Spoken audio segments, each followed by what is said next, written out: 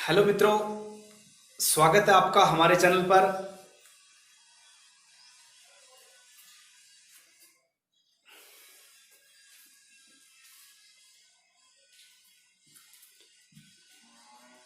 Hello मित्रों, आपका स्वागत है हमारे इस YouTube चैनल पर। आज हम मैथ के अंदर पढ़ेंगे कुछ महत्वपूर्ण सवाल। देखिए, हम महत्वपूर्ण सवाल लेके आया हूं मैं। तो जो हमने टॉपिक पढ़े थे, त्रिभुज के समरूपता है, त्रिभुजों की सर्वांग क्षमता पढ़ी थी और कुछ विशेष जो गुणधर्म पढ़े थे, उन पर आज हम जो है महत्वपूर्ण क्वेश्चन करेंगे। तो देखिए, पहला प्रश्न है, यदि त्रिभुज एबीसी समरूप है त्रिभुज डीईएफ के इस प्रकार हो कि त्रिभुज एबीसी का क्षेत्रफल 25 वर्ग सेमी तथा त्रिभुज डीईएफ का क्षेत्रफल 36 वर्ग सेमी है, तब इन त्रिभुजों की संगत भुजाओं का अनुपात क्या होगा। तो अक्सर ऐसा सवाल एग्जाम के अंदर पूछ सकता है। तो देखिए, ये सवाल कैसा होगा। हमने एक थ्योरम पढ़ी थी कि अगर दो त्रिभुज हैं, अगर कोई भी दो त्रिभुज हैं, अगर वो समरूप हैं आपस में, अगर वो त्रिभुज समरूप हैं, तो इनके क्षेत्रफलों का जो अनुपात होता है, हम जानते हैं इनके क्षेत्रफलों का जो अनुपात होगा, जैसे ये त्रिभुज ए बी सी है और ये त्रिभुज जो है वो डी ई एफ है, इनके क्षेत्रफलों का, यानी एरिया ऑफ त्रिभुज A B C, area of त्रिभुज जो है डी ई एफ, ये होता है इनकी संगत भुजाओं के वर्गों के अनुपात के बराबर। मतलब ए बी जो है ए बी बटे डी ई, तो हम क्या लिखेंगे, ए बी बटे डी ई होल स्क्वायर और बी सी बटे ई एफ होल स्क्वायर और ए सी बटे हम कह सकते हैं डी एफ होल स्क्वायर। तो इस संगत भुजाओं का जो वर्ग है उनके बराबर हम लिख देंगे। तो देखिए, हमें क्या दे रखा है, हमें त्रिभुज एबीसी का क्षेत्रफल 25 दे रखा है, तो यहां रखेंगे 25 बटे में इसका दे रखा है क्षेत्रफल 36, बराबर में हम देखो कोई भी एक भुजा जो उनकी भुजाओं का अनुपात ले लेंगे। तो यहां पर ए बी बटे डी ई का होल स्क्वायर। अब देखिए, यहां से होल स्क्वायर हटाएंगे तो ये अंडर रूट हो जाएगा, इधर ये अंडर रूट में रहेगा 25 बटे 36 बराबर में ए बी बटे डी ई। अब देखिए, यहां से 25 का वर्गमूल 5 और 36 का 6, तो मतलब ए बी बटे डी ई का अनुपात जो है 5 अनुपात कितना आएगा, 6 आएगा, 5 अनुपात 6। तो सारी भुजाओं का जो अनुपात है 5 अनुपात 6 के बराबर आएगा। ठीक है, तो इस सवाल को हम इस प्रकार से कर सकते हैं। अगले सवाल पे चलते हैं। देखिए, दूसरा सवाल, त्रिभुज एबीसी समरूप त्रिभुज डीईएफ तथा बीसी बटे ईएफ बराबर जो है 3 बटे 5 है, तब एरिया ऑफ त्रिभुज डीईएफ बटे एरिया ऑफ त्रिभुज एबीसी, हमें यानी इनके क्षेत्रफलों का अनुपात निकालना है। तो हमें अभी हमने सवाल किया था कि कोई भी अगर दो त्रिभुज आपस में समरूप हैं तो उनके क्षेत्रफलों का जो अनुपात होगा वो उनकी संगत भुजाओं के वर्गों के अनुपात के बराबर होगा। हम लिख सकते हैं एरिया ऑफ त्रिभुज डी ई एफ बटे में एरिया ऑफ त्रिभुज ए बी सी। तो इनकी संगत भुजाएं जो है आप देख सकते हैं, हमें दे रखी B C upon E F. तो B C upon E F जो है वो इसका क्या हो जाएगा, स्क्वायर हो जाएगा। अगर यहां से निकालेंगे तो 3 बटे 5 का होल स्क्वायर, यानी कि 3 का वर्ग 9 और 5 का 25, यानी इसका आंसर जो आएगा 9 अनुपात 25 आएगा। ठीक है, तो इस प्रकार से हम सवाल को कर सकते हैं। हम अगले सवाल पे बढ़ते हैं। देखिए मित्रों, तीसरा सवाल, त्रिभुज एबीसी समरूप त्रिभुज डीईएफ यदि त्रिभुज एबीसी तथा त्रिभुज डीईएफ की परिमिति क्रमशः 25 सेमी और 15 सेमी हो तथा बीसी 9 सेमी हो तो ईएफ का मान निकालना है। देखिए, हमारे सामने जो है दो त्रिभुज दे रखे इस प्रकार से, एबीसी एक तो है त्रिभुज और एक त्रिभुज जो है वो डीईएफ है। अब देखिए, परिमिति का मतलब क्या होता है, परिमाप। हमें दोनों त्रिभुजों के परिमाप दे रखे हैं। एक का 15 सेमी परिमाप है, यानी इसका जो परिमाप है वो 15 सेमी है, 25 सेमी है इसका, और इसका 15 सेमी है। अब देखिए, और हमें क्या दे रखा है, बीसी हमें जो है वो 9 दे रखा है, हमें ये वाला निकालना है, ईएफ निकालना है।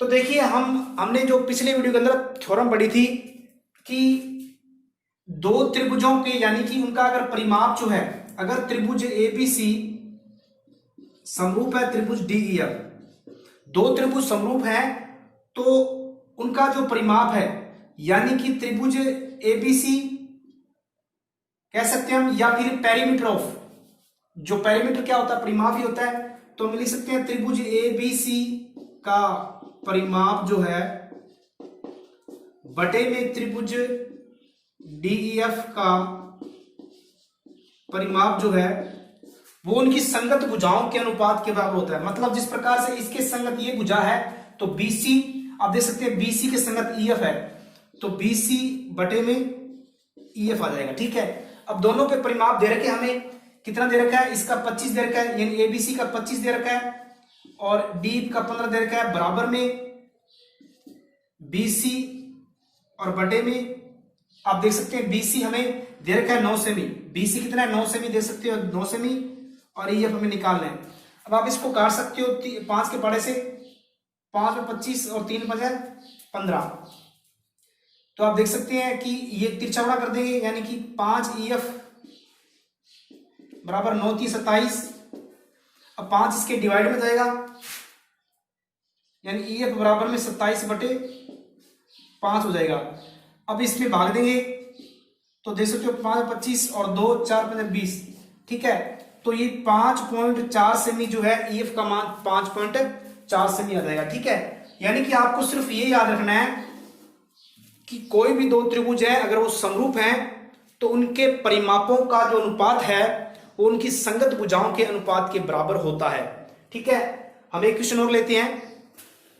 देखिए मित्रों, ये चौथा सवाल, एक समबाहु त्रिभुज एबीसी, यहां पर त्रिभुज है, सॉरी, समबाहु त्रिभुज एबीसी में यदि AB का मध्य बिंदु D हो तथा AC का मध्य बिंदु E हो तो एरिया ऑफ D, त्रिभुज ADE और एरिया ऑफ ट्राइंगल D, यानी इनका अनुपात निकालना है।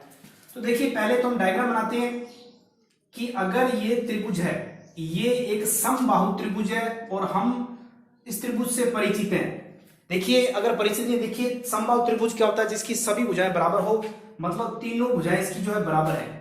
अब देखिए इसने कहा है कि AB का मध्य बिंदु है, लिखा है ना, AB का मध्य बिंदु D है, तो देखिए यहां पर इनका मध्य बिंदु D है और इसका मध्य बिंदु AC का E है। जब इसको मिलाएंगे तो इस प्रकार से त्रिभुज बन जाएगा। ठीक है, अब देखो एक त्रिभुज ADE बन गया और एक त्रिभुज ABC है, इनके क्षेत्रफलों का अनुपात हमें निकालना है। तो देखिए सबसे पहली बात है कि अगर कोई भी समबाहु त्रिभुज है, हमें एक यहां पर स्टेटमेंट या एक थ्योरम याद रखनी है कि कोई भी समबाहु त्रिभुज है और अगर उसके मध्य बिंदु, अगर दो भुजाओं के मध्य बिंदु, अगर मान लेते हैं कि यहां पर इसका तीसरा बिंदु जो है BC का मध्य बिंदु F मान लेते हैं। ठीक है, यानी अगर हम तीनों मध्य बिंदु को मिलाते हैं, अगर हम कोई भी समबाहु त्रिभुज है उसके मध्य बिंदु को हम मिलाते हैं, तीनों भुजाओं के मध्य बिंदु को मिलाते हैं, तो इससे क्या है कि 4 त्रिभुज बनते हैं और चारों त्रिभुजों का क्षेत्रफल हमेशा समान होगा। कह सकते हैं कि एरिया ऑफ त्रिभुज ADE बराबर एरिया ऑफ त्रिभुज BDF, एरिया ऑफ त्रिभुज हम कह सकते हैं DEF,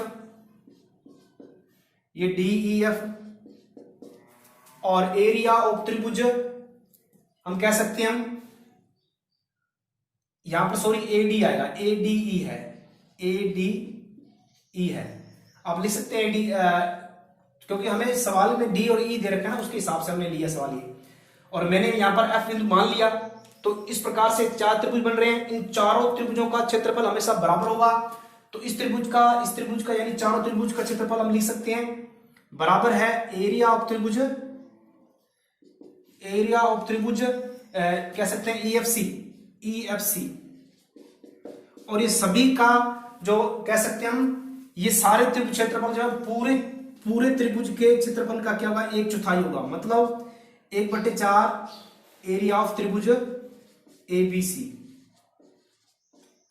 तो ये हुआ इसका स्टेटमेंट। हमें याद रखना है कि अगर त्रिभुज है उसके मध्य बिंदु को मिलाते हैं, उससे बनने वाले त्रिभुजों का क्षेत्रफल हमेशा समान होता है। तो हमें क्या निकालना है, आप देख सकते हैं ये बराबर है चारों, तो अगर हमें निकालना है तो देखो एरिया ऑफ त्रिभुज ABC कितने भाग है टोटल, हम कह सकते हैं 4 भाग है, और बराबर में हम यहां देख लेते हैं 4 भाग हो गया, और ADC का कितना भाग है, ADC का 1 भाग है, यानी इसका आंसर क्या होगा 4:1। तो इस प्रकार से हम ये त्रिभुजों के क्षेत्रफल जो है इनका अनुपात निकाल सकते हैं। उम्मीद है कि आज की क्लास आपको अच्छी लगी होगी।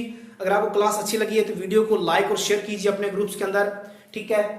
और अगर चैनल पे नए हैं तो चैनल को आप जरूर सब्सक्राइब करें। धन्यवाद।